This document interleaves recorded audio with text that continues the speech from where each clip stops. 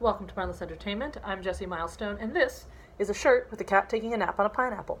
That is totally irrelevant to the rest of this video.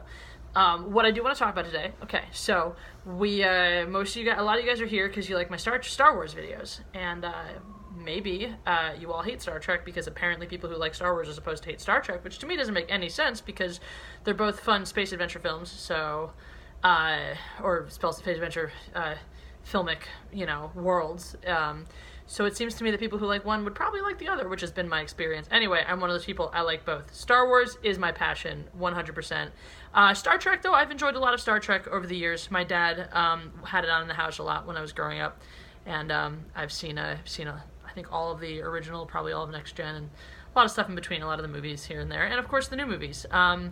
So that's kind of what I want to talk about. I want to talk about the state of Star Trek today. I have not watched Star Trek Discovery. I've heard some mixed things about it, but a lot of people are really liking it these days. Anyway, that's not what we're talking about. I'm here to talk about Star Trek 4, as in 4 of the new ones. So of the fourth of the rebooted world.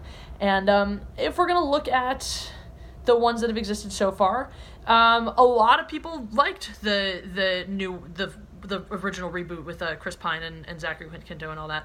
So that was good. I think that people enjoyed how Abrams handled the fan service on that one a lot better than they liked how he handled it in the original Star Wars. Not everyone was 100% on board. There are obviously a lot of differences. There was a little bit of, cheating with the timey-wiminess. There was an element to which, because they were creating prequels, that they had to change the storyline, otherwise there's nowhere for them to go.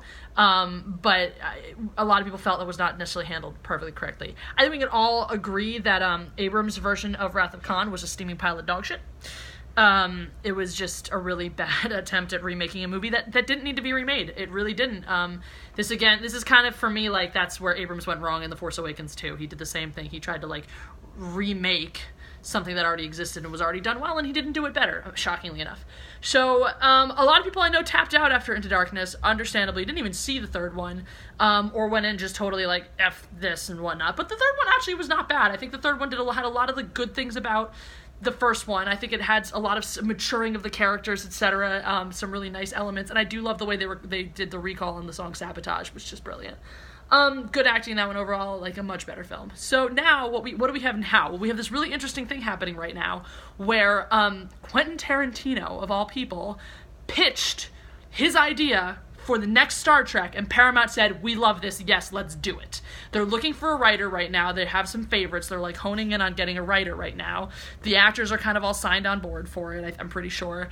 And odds are right now, actually, it looks like Tarantino is not only going to, be the progenitor of this concept, but the actual director of the film. And it is set to be rated R, which brings up a whole bunch of interesting things. I mean, it looks like Tarantino plus R-rated Star Trek means we're probably going to get some stronger language, which I think will work, and just a little more gore than we're used to from Star Trek, which will be interesting to see, and I think it'll work as long as he doesn't overdo it the way he sometimes does in his films. Now, this is the thing.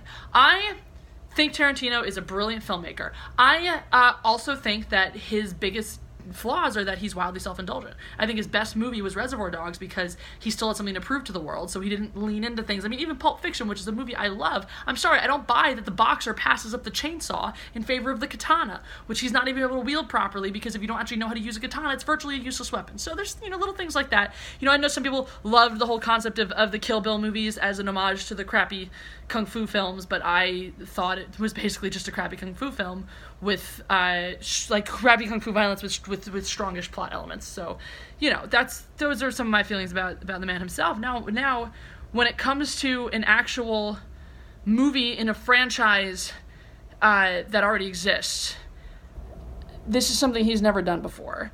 But I think it's something he can do really well. I think when he has the parameters and the guidelines, I think Tarantino really is a genius, and when you give him the parameters and the guidelines, he's gonna find his way through in a really incredible way that'll give us something new that we haven't seen before. But I think, and he is a fan, by the way, he is a big Star Trek fan, so I think that's important. Obviously, that doesn't guarantee a decent movie, as we've seen with J.J. Abrams and Star Wars. And in Star Trek as well, actually. So it doesn't necessarily guarantee a good movie, but I think it is a requisite. You know, it's definitely a prerequisite to working on a Star Trek film. You have to understand and love the universe. So I think that he has that going for him. I think that he's the kind of person who's going to look at this and take his crazy wacko, you know, film genius brain and channel it into like, okay, well, here's what I want to do, and here's what I have to do, and let me marry these two things. And I think he's going to come up with something really, truly unique and brilliant, and I'm actually looking forward to it. Now, my one big prediction, especially just in general for a Tarantino Star Trek, is two. I'll give you two. One is really, really, really well choreographed Klingon violence, and two is Tarantino puts himself in the film as a red shirt who dies. So those are my predictions for that. I want to know what you guys think about it. I want to know what you have to say. If you guys are Star Trek fans at all, if you're like, Star Trek is stupid, don't ever talk about this again. If you think Tarantino is the right guy for this film, how you think he's going to handle it. Maybe other things you've heard, other buzzes and whispers around the interwebs about what's going to happen in this film. That Paramount has stated that this is going to be about, it is Kirk meets the one man who he's never known but is haunted and whatever, father. Somehow he's meeting his father. So that's what we know. And if you know anything else, let's talk about it.